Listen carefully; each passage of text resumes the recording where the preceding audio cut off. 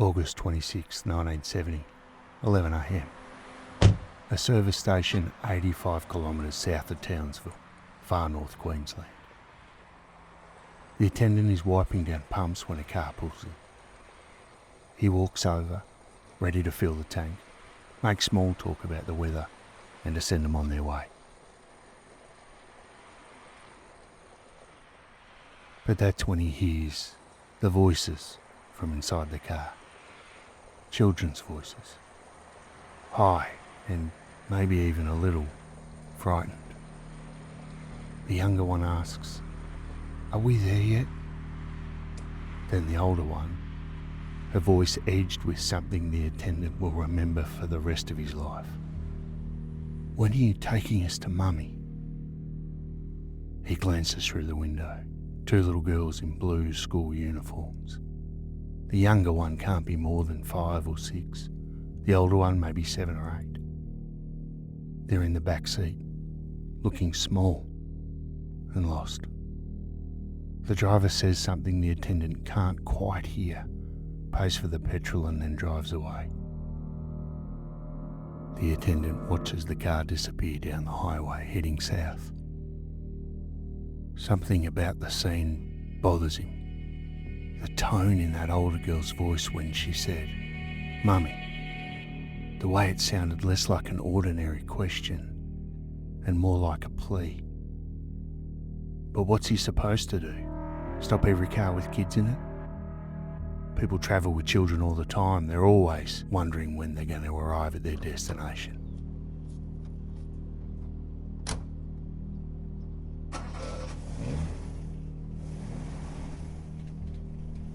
He goes back to his work. The car's gone, but the voices won't fade from his mind. 2 days later, he'll learn why.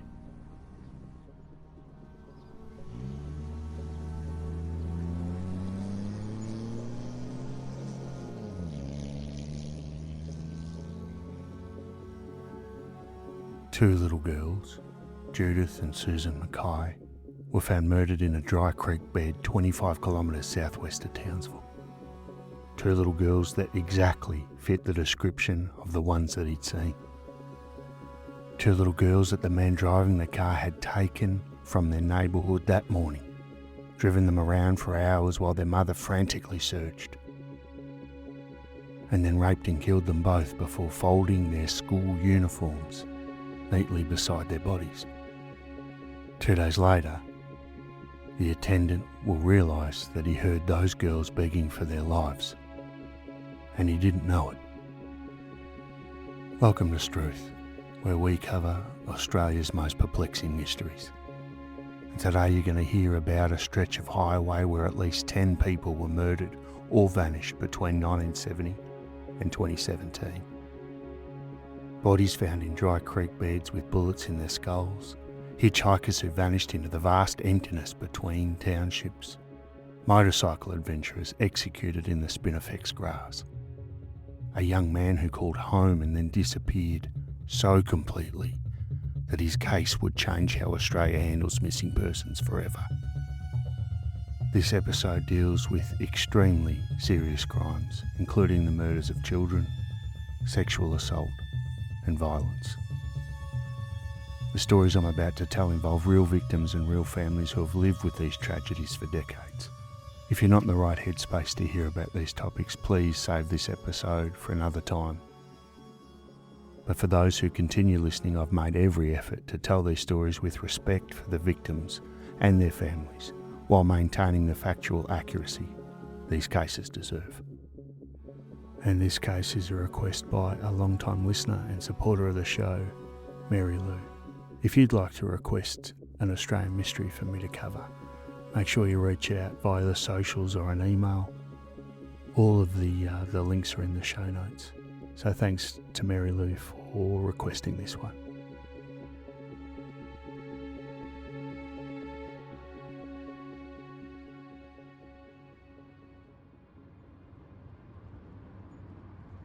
The Flinders Highway doesn't look like a killing ground. In daylight, it's just another outback road. 2 lanes of weathered bitumen cutting through country that stretches flat and endless under a massive sky. The highway runs 776 kilometres from Townsville on the tropical coast, up over the Great Dividing Range, and then out across the black soil plains toward Mount Isa. Along the way, you'll pass through towns with populations measured in hundreds. Pentland, Hewenden, Richmond, Julia Creek, and between these settlements lie gaps of 100, sometimes 150 kilometres. No services, no witnesses, no chance for help. It's the kind of road where you can drive for ages without seeing another car. Where mobile phone coverage, even today, is a fantasy. And in the 1970s, of course, communication meant finding a public telephone box in the next town, if you made it that far. It's where the landscape is so vast that a body can lie undiscovered for weeks, months, hidden in the creek beds that cut through the red dirt like scars. The highway passes over dozens of these creeks. Most of them are dry, except after a bit of rain. Sensible Creek, Anthill Creek, Spear Creek. Beautiful names for lonely places. Perfect places to hide terrible things. Until November 1976, significant portions of the Flinders Highway remained unsealed, dusty corrugated tracks through true wilderness. Even after paving, the isolation remained. Population density across this corridor sits at under 1 person per square kilometre. And at night, when the stars come out in their millions and the darkness is so complete it feels solid, the Flinders Highway becomes something else entirely. It becomes a place where people can just disappear. Between 1970 and 2017, at least 10 people were murdered or vanished along this road, possibly more. The highway has earned grim nicknames. The Highway of Death, the root of all evil, the Townsville killing fields. But these aren't just statistics. These are sisters who held hands, students with art portfolios and dreams, young people on adventures that should have been the stories they told their grandchildren. Instead, they became the stories we're still trying to understand. This is part 1, the victims. In part 2, out later this week, we'll examine the theories and suspects relating to these mysterious deaths and disappearances.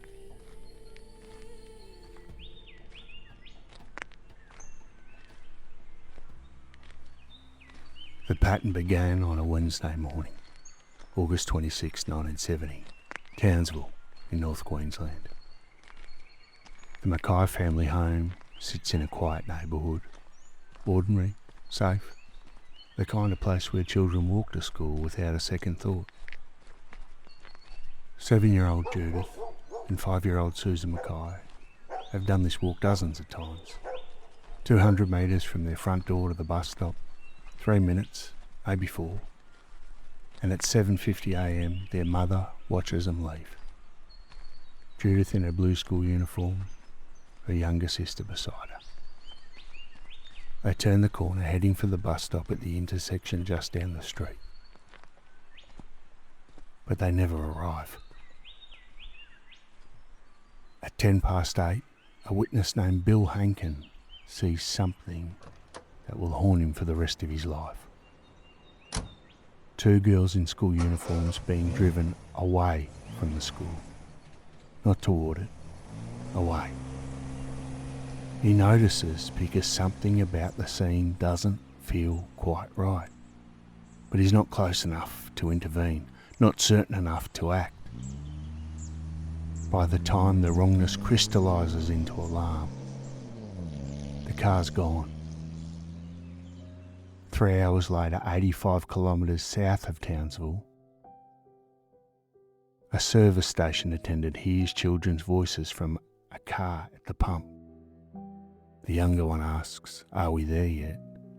And the older one, more anxious, "When are you taking us to Mummy?" The attendant remembers this because of the edge of fear in the older girl's voice. 2 days pass, 48 hours of frantic searching, of a mother's certainty turning to dread, of police officers combing neighbourhoods and interviewing every man within a 20-kilometre radius. 2 days of Judith and Susan being somewhere else, held by someone who had no intention of taking them home. And on August the 28th, a passerby spots something in the dry bed of Anthill Creek, 25 kilometres southwest of Townsville. 2 girls' bodies lie in the creek bed, arranged with a care that somehow makes everything worse. Their school uniforms have been neatly folded inside out, a detail investigators will puzzle over for decades. And placed alongside them are their hats, their shoes, and their school bags. The precision of it, the sick domesticity of it, speaks to a mind that can commit unspeakable violence and then pause to fold clothes. I'm actually not going to read the part of the script that I had written about what the autopsy revealed about that murder scene. It's too hard, to be honest. But their story deserves to be told because the killer needs to be brought to justice. The investigation becomes one of the largest in Queensland's history. Police interview over 6,000 men. The manhunt is exhaustive, desperate, driven by the horror of what was done to these children. But as the days turn to weeks, the weeks to months, no arrests are made.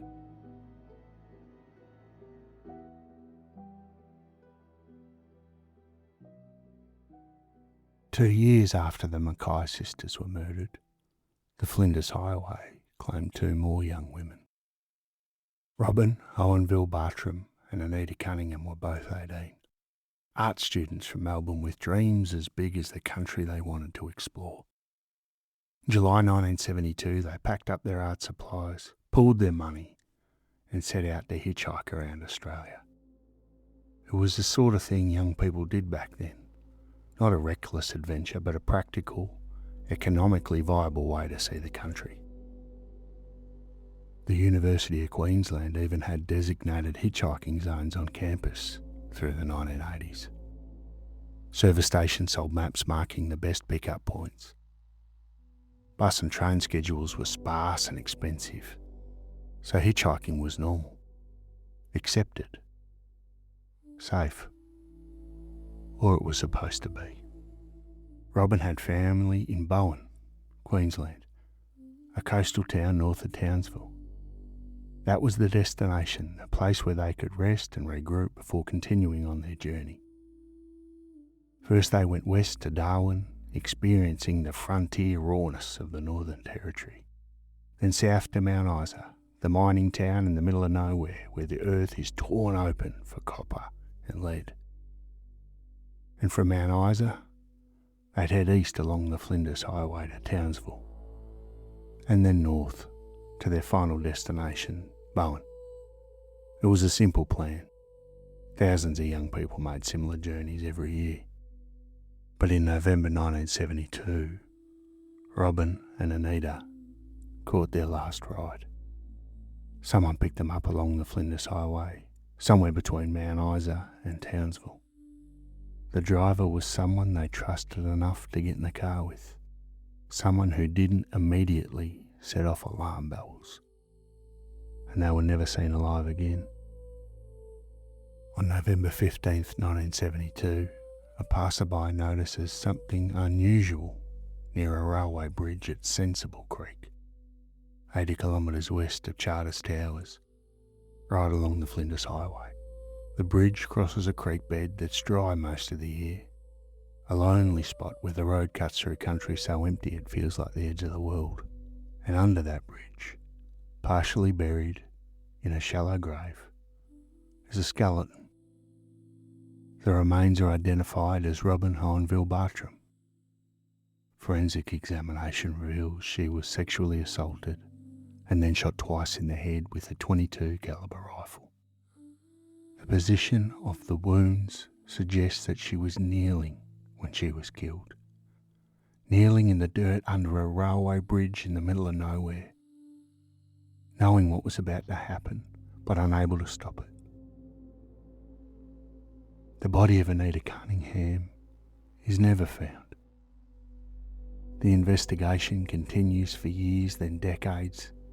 Tips come in, leads are followed, but no arrests are made. Anita's body, if it lies somewhere along that highway, remains hidden.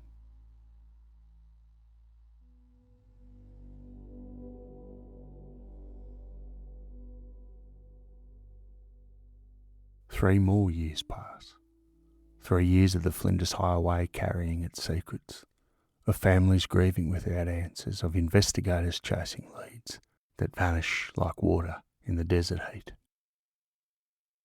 And then on July 29th, 1975, the highway claims another young woman, this time just 500 metres from where the Mackay sisters were found. Catherine Graham is 18 years old, selling educational books door to door in Townsville to make money for university. It's honest work, safe work.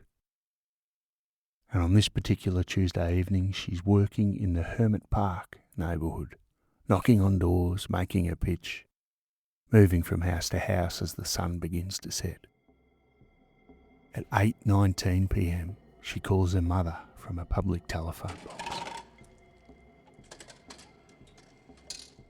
"There's someone peering at me, Mum," Catherine says. Her voice carries an edge, that primal instinct that tells us when we're being watched. "And I don't like the look of him." It's the last time her mother hears her voice. Catherine finishes her calls, visits a friend at Townsville General Hospital, and then is last seen leaving the post office at 9 p.m. Somewhere in the next few hours, someone approaches her. Someone she might have seen peering at her from a distance. Someone who has been waiting. 3 days later, on August the 1st, a farmer finds Catherine's body in tall grass in a paddock off the Flinders Highway, 18 kilometres from Townsville. She's been brutally raped, beaten to death with a heavy stone. Her body left to bake in the Queensland sun until the smell of decay leads someone to her. And that location, just 500 metres from where Judith and Susan Mackay were found 5 years earlier, sends a chill through everyone who hears about it. The similarities are impossible to ignore. Young women, sexual assault, savage violence, bodies left in isolated locations just off the Flinders Highway. The investigation begins immediately, but no arrests follow. Catherine's mother lives with those final words forever. "There's someone peering at me, Mum." Knowing that the someone who was peering became the someone who killed. And whoever he was, whatever his name, he disappeared into the vastness of North Queensland, leaving behind only questions and grief.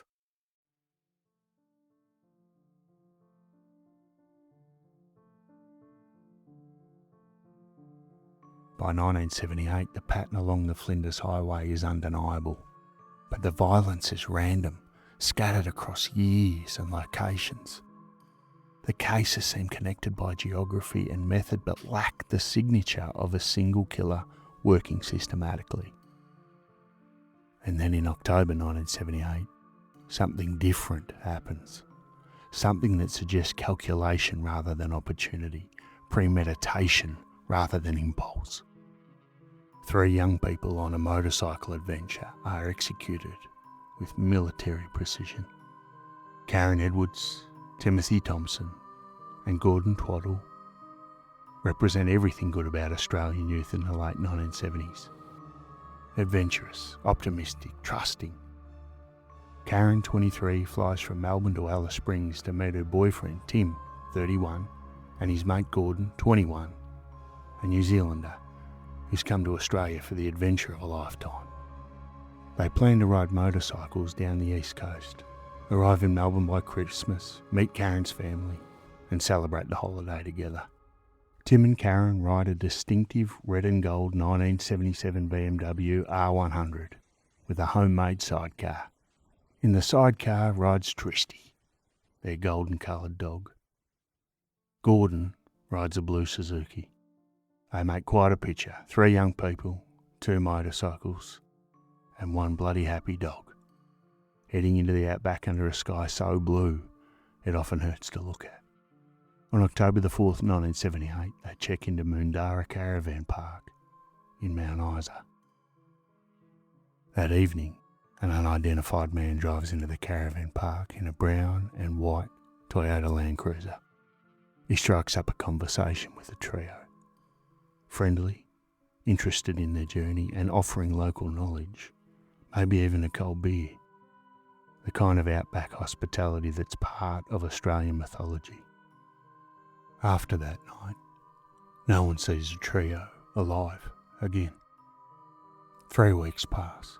The first sign that something has gone terribly wrong comes when someone finds Gordon's blue Suzuki at a service station. Key still in the ignition, but no sign of Gordon. On October 27th, locals searching the area around Spear Creek, 12 kilometres north of Mount Isa, find Timothy Thompson's decomposing body sprawled against a tree. Karen and Gordon are nearby, hidden in spinifex grass. All 3 have been shot once in the head with a .22 calibre rifle. Single shots, execution style. The kind of killing that requires the victim to be controlled, stationary, and compliant. You can't execute people who are fighting for their lives. You execute people who have been subdued, who maybe still believe that they're going to survive this. The crime scene tells a grisly story of calculated murder. Someone got these 3 grown adults to a remote location and killed them one by one. Police begin to investigate. Witnesses are interviewed. Evidence is collected. But months pass and then years, and no one's charged. Spear Creek still runs dry most of the year. The spinifex grass still grows in clumps across the red earth. And 12 kilometres north of Mount Isa, 3 young people on the adventure of their lives were reduced to bodies in the grass, shot in the head and left to decompose. Perhaps the only good news I'm going to tell you in this story is that Tristy the dog survived. Someone found her at the local dump, hungry and traumatised, sure, but alive. And I suppose that's something. In the horror of what happened at Spear Creek, it might be all we have.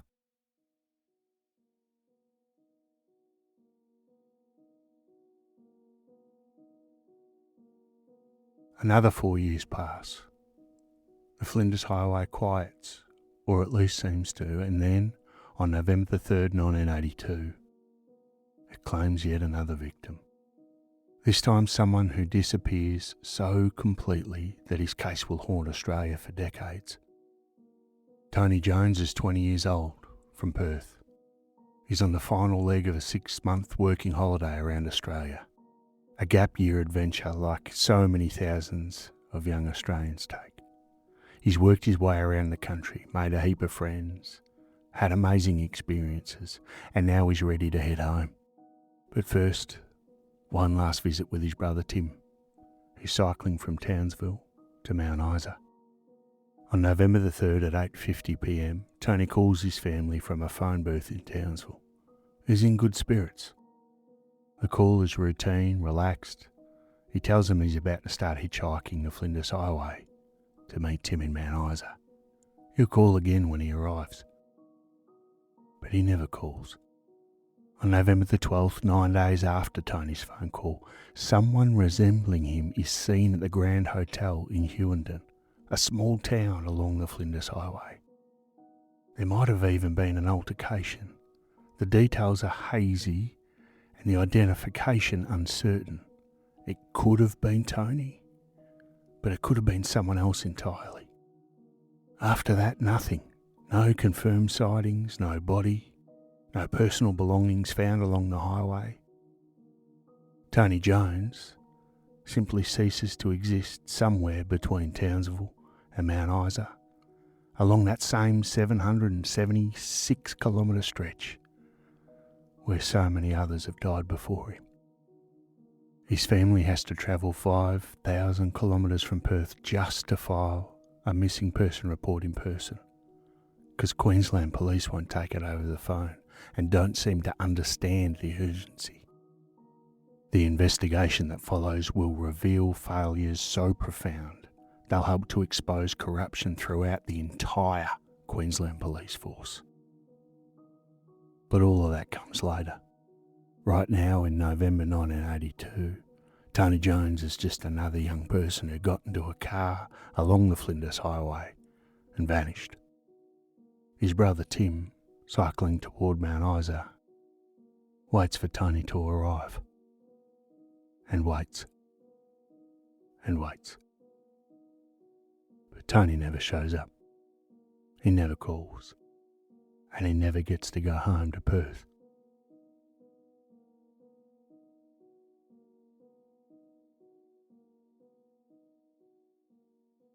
The years pass. 1980s give way to the 1990s and then 2000s. The Flinders Highway case has become cold, still officially open, but with no new leads, no fresh evidence. Families of the victims age, investigators retire, and the victims' names fade from public memory, known mainly to those who loved them and the detectives who couldn't save them. And then on New Year's Eve in 2017, the highway claims what might be its final victim. Jaden Penno-Thompson is 22 years old from Newcastle. He and his friend Lucas Tattersall have driven 2,300 kilometres north to Queensland, carrying quantities of MDMA, ice and ecstasy. This isn't an innocent road trip. This isn't hitchhiking or motorcycle adventure. This is a drug trade, and Jaden's up to his neck in it. By New Year's Eve, Jaden's been awake for 4 days straight. He's consumed approximately 3.6 grams of methamphetamine over 9 occasions. His mind is fracturing under the chemical assault. Paranoia's creeping in. Reality's becoming unstable. At around 3 a.m, they stop at a roadhouse in Charters Towers. Jaden searches frantically for his drug stash, but he can't find it. The paranoia explodes into terror. Where are the drugs? Who took them? What will happen when the people he owes find out? They drive around the area for hours, Jaden increasingly erratic, convinced something terrible is about to happen. Eventually they end up parked on a dirt road in Bredon, 16 kilometres from Charters Towers. The sun's coming up. The temperature is already climbing toward what will be a 40-degree Celsius, that is, day. Jaden turns to Lucas, his voice is tight with fear. You don't know what these people are going to do to me for losing all these drugs. He gets out of the car, takes his mobile phone and smashes it against a rock, destroying it completely. Then he walks towards a fence paddock, heading into the bush.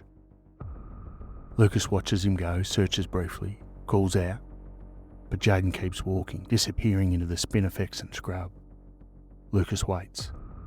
The sun climbs higher. The heat becomes unbearable. And finally Lucas makes a decision. He gets back in the car and drives to Cairns alone.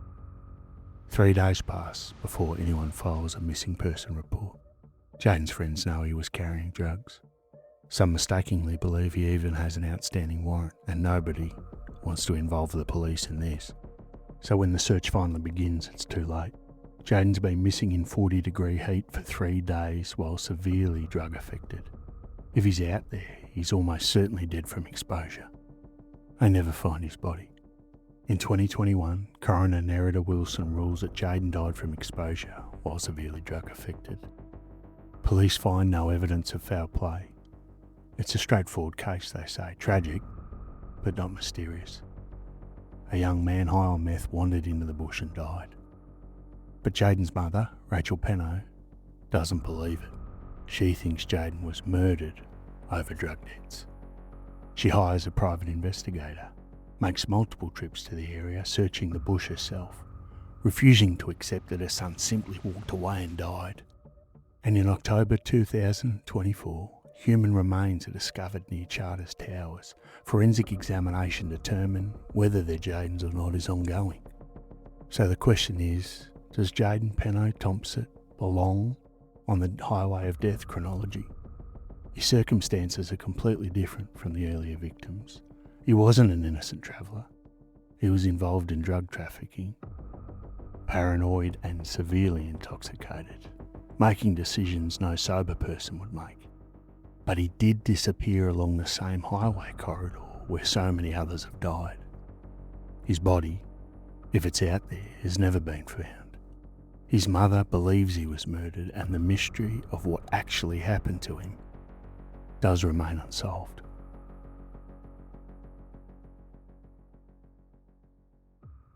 So let's count them.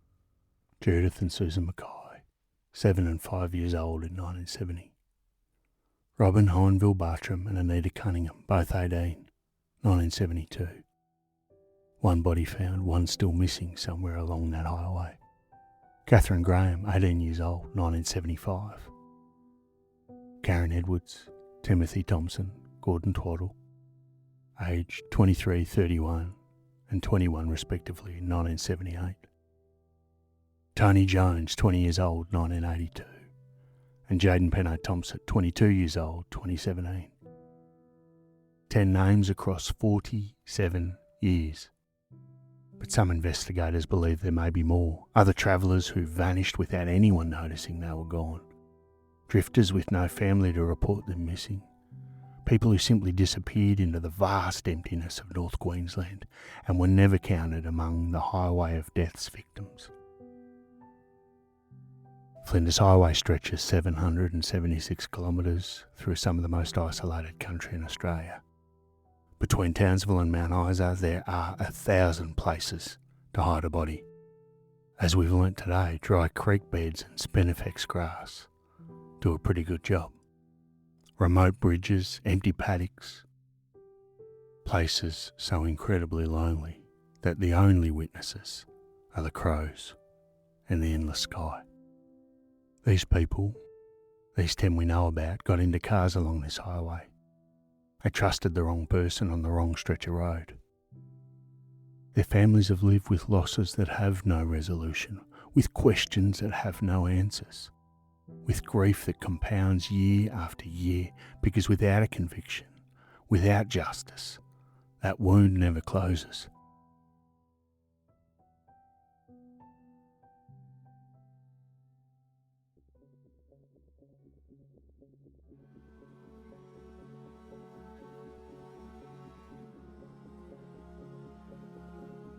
But here's the thing that makes the highway of death so disturbing, so fundamentally terrifying.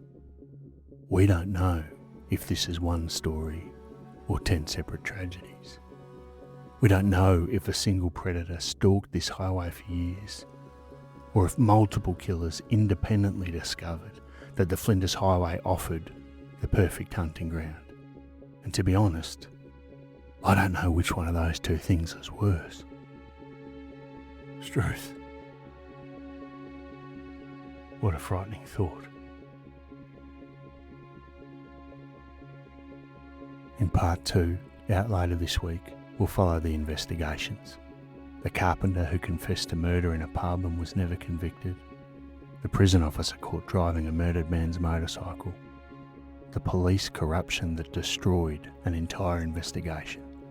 And the families who've spent decades fighting for answers. We'll examine the theories, the suspects, the evidence, and ask the big question that still haunts North Queensland. Is there one killer stalking the highway of death? Or many?